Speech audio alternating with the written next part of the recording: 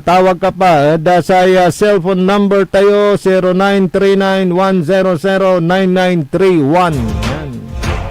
Kalaranan tayo agni sumpa liliberon turay barabarangay. Tanad balay na binmalay. Manggawa na satay kaplusan nagagawa ratay eleksyon na muyungan na saray katakanan. Senior citizen ditanad balay na binmalay.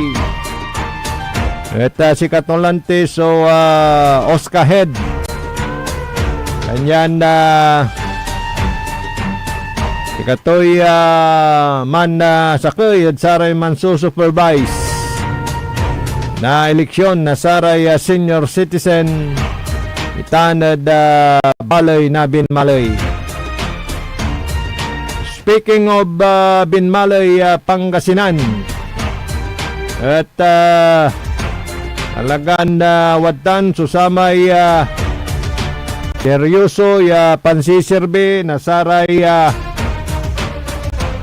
opisyales from all tatang tanagagik elected officials saray empleyado kalapod malot bilin nan Mayor Pet Merera panangnang susamay panangaro panangampupo pagmamahal itersudugan panagsirbi saray panlilingkuran kiran tagadtan balay na binmalay. May laman na mensahe ito ng Mayor Pete sa may palabas Lunes na nagawa so atay flag raising ceremony nangalyumot at sayang programa. Si katayo so wadya kayrong pian mansirbi kwantumat atatang tanagagik. Yan halos sa amin transaksyon ditan. Say pantutungtungan at panaggastos. Nasatay kaban na balay. At talagan kukutuan to atatang tanagagik. Ngeneng-nengenton maong. Ay aratan at dimalan at dugan proseso. Anyan na ray department heads dati saya impresyon at saya liderato ng Mayor Pete at may stricto kondat ganaganaya agtutuputan wala ray papipirmandan na papilis anggad kalna-kalna naantanda naaralanda kanyan medyo maigpit na neneng-nengen tumaong iran papilis tapyano jaduntan at agaon sa beso amay punto walay violate dan reglamento, rules, regulation, lay at atang tanagagik papakurang na sa nanduruman na hinsya like Commission on Audit. Yan na agtugabay may makaresibira na atay EOM tatawagan. May Audit Observation Memorandum. Kapyan dyan at gana question. So, panaggastos na pundo na gobyerno. Yan nanungnung nyo. Sara may imbunton niran pipirmaan ditan. Talagan na kukutuan, nanungnungan. Yasay taban na balay. At talagang nausar droga. Nausar droga. Duga. Abit lang mo. Droga mo. Perdona. Nausar duga. Aliwan droga. Duga. Nausar duga. araratay panggagastusan kanyan nan pituyawan timot si Madam Josie say Josie Anchiboy say municipal treasurer itanad balay na Binmalay at inkwantumat atatang tanagagik ay say liderato anan Mayor Pete Merera nanlapod si Katoy Mirong at ang kapuniso ni Kurit iran pinanggastusan ay walay question yaman lalapo sa Commission on Audit. May ito ni baga at ang kapo susara may nayarin na question na sa COA iran pinanggastusan na balay. So wala ni may certification actually. Kaya man lalapod sa COA yasaya balay na Binmalay at ang po susara may disallowances. Aya impan na gastos ya questionable na pundo na sa umbalay. Katutan so palapag na napituyawan tayo. At si Treasurer Josie Anchiboy sa balay na Binmalay. It only shows ya atay babagadan pani stricto at panaggastos na pundo at maong pansusumpalan to. Asay kwanto ni may apituyawan tita na tanya gago nun mayor at iiwas turad sakit na ulo nat ni susaray nandurumaran department heads wala da satay panaggastos na kaban na balay. By the way may balon na memorandum na say DILG talagang babantayan na DILG iray kabyangan na saray elected officials nilira dasatay panag-usar na say kwartay balay panag-usar na saray uusaran bihikulo kwantura saray amin niya pinanggastusan na say kwartay gobyerno o diba ako nalamay memorandum circular nilira dasatay anti-EPAL law ay walay ngaran na saray politiko saray gagawin niran na proyekto saramay nayari nim paragi iran buildings ay walay ngaran o litrato na politiko malet natan ya babantayan malet sugangga na sa DILG yasupaman ya aga ununurod satan abayaglatan aktuali yaloy at atang tanagagik at inindan ng ipan lamot nasay DILG at say reaksyon na satan na Mayor Pete Merera na apituyawan na saray managpalapag at kwanton napaglabat aga ikargadtan so litrato ngaran ang tukaman at saratan irang proyekto kwanto tatalagan legalistic ganso pa'y tupot ninyo do legal so pantutungtungan ang tatura may lay yung pong mga batas na umiiral baka hindi ninyo alam nire-research niya kasi so lahat alam niya sa totoo lang at ay makakaimaton aratay makakunla ditanad opisina ng mayor antadatan kanyan lima nila bat ya may coordinate may DILG officer datan na bali na Binmalay si Madam De Los Santos at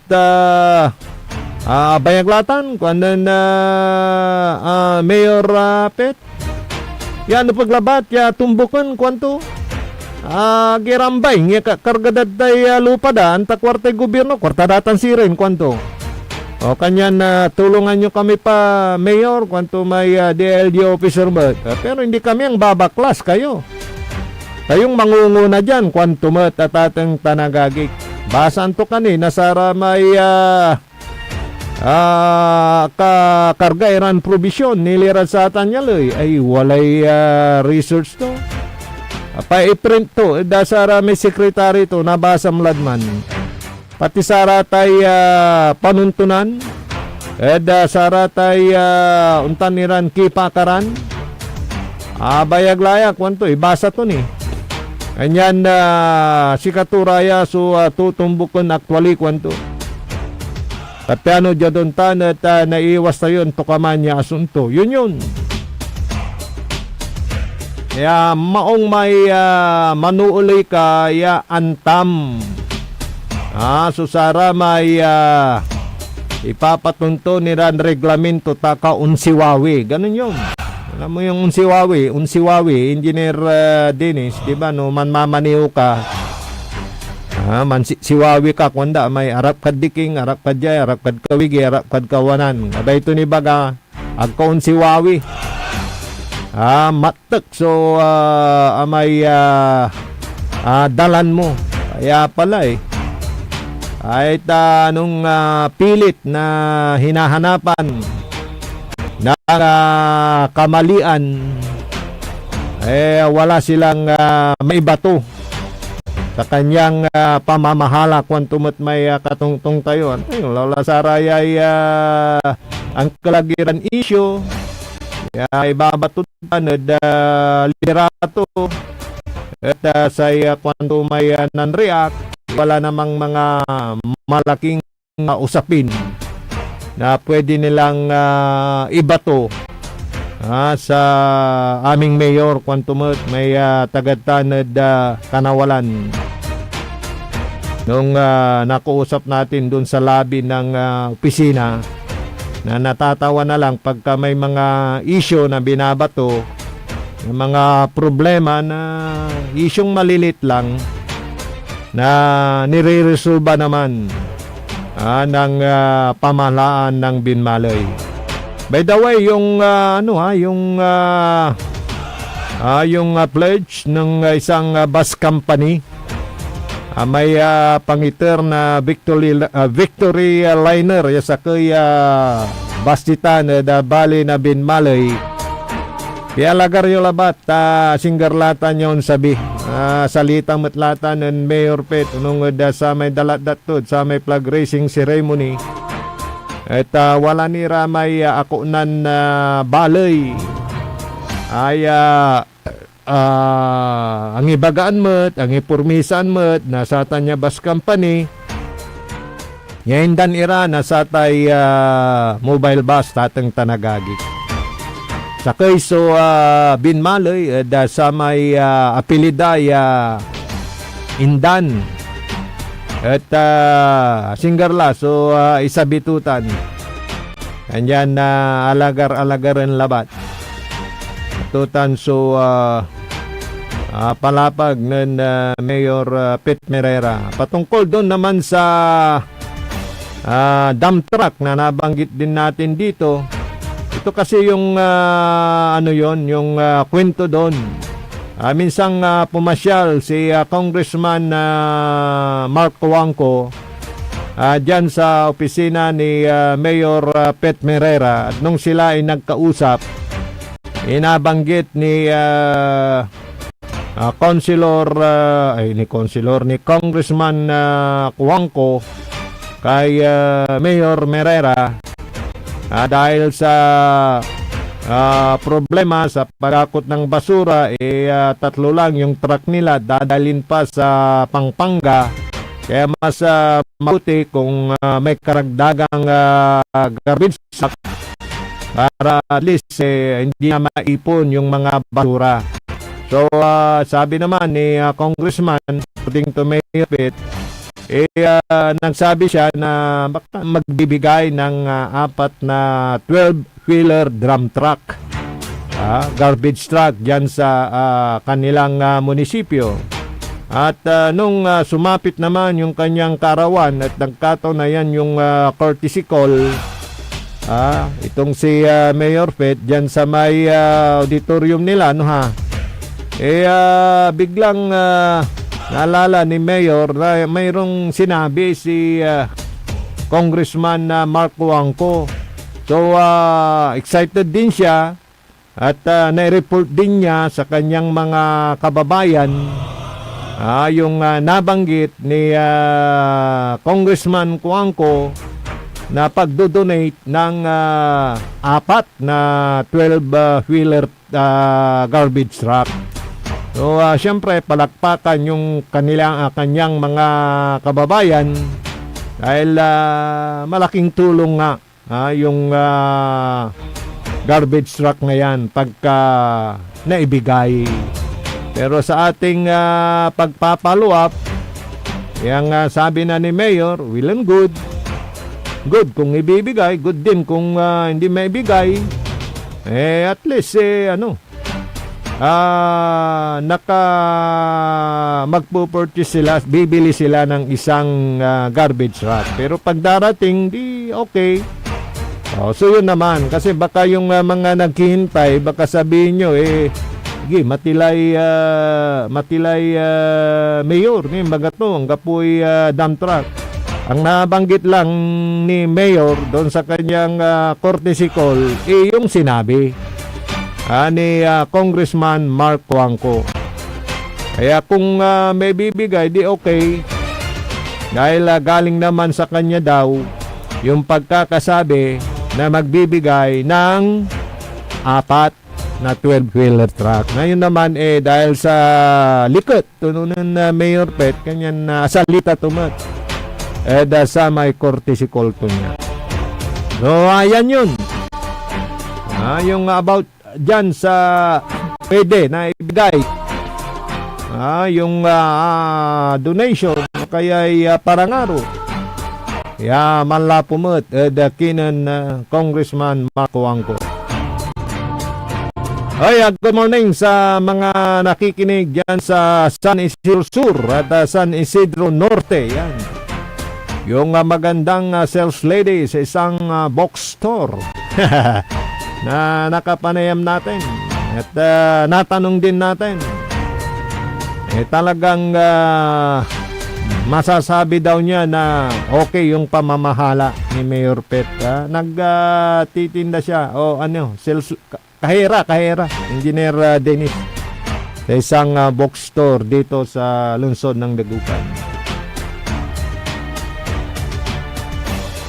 Morning din sa Gaspar family dyan sa Kalit at Tigno family dyan sa Caloocan. Yan din sa Barangay Bunlag, yung classmate ko, good morning. Kay Kapitan Will Soriano ng Barangay Papaguyan. Kapitan Aguirre ng Balagan. Yan sa Pututan, Engineer Larry Melendez, kumusta na po kayo? At si Alvin Sandoval. At dyan sa Malindong, good morning. Binluan family, good morning sa Malindong. At dyan sa may Pulong, Barangay Pulong, yan, good morning. Sa mga tagapakinig natin dyan sa may furniture area, Paragas family, good morning. Medyo busy si partner ko Leon. Agto abasa may mensahe tayo. At messenger, hindi bale, Biyernes, manulot tilamot sayan na programa PEM, paninilbiyang agresibo at matapat sa bayan ng Binmaloy. Tilak ko may cellphone ko. Sign of aging laya, Engineer Dennis. Hindi talagang nagtimot santa tayo, wadalad bag tayo. Tama na ya. Atilak. Okay. So, dyan nga rin Partner ko, Leon Castro, Leon Elorde Castro Jr., Oskahed na balay na Binmalay, Yadaspeto Teknikala, Kalopakan Tabe tayo, Engineer Dennis Palaganas. Ang Kalopakan Tabayo, dasayan na programa, PAM, paninilbiang agresibo at matapat sa bayan ng Binmalay, Amigoyo, RJ Vera Jimenez, at your service always. Masantos San Maabig, Yakabosan na Miyerkules at Balang Sinansakay. Ang inyong napakinggan ay isang bayad na programa. Anumang opinyon, balita o pahayag ay walang kinalaman ang himpilang ito. PAM sa Binmalay. PAM sa Binmalay. Paninilbihan, agresibo, matapat para sa mabilis na ikauunlad ng bayan tuwing Lunes, Merkules at Biyernes alas 8:30 hanggang alas 9 ng umaga. PAM sa Binmalay. Dito lamang sa inyong paboritong himpilan. DWJE 88.1 FM Radyo Pangasinan. PAM sa Binmalay. Parad Aligua.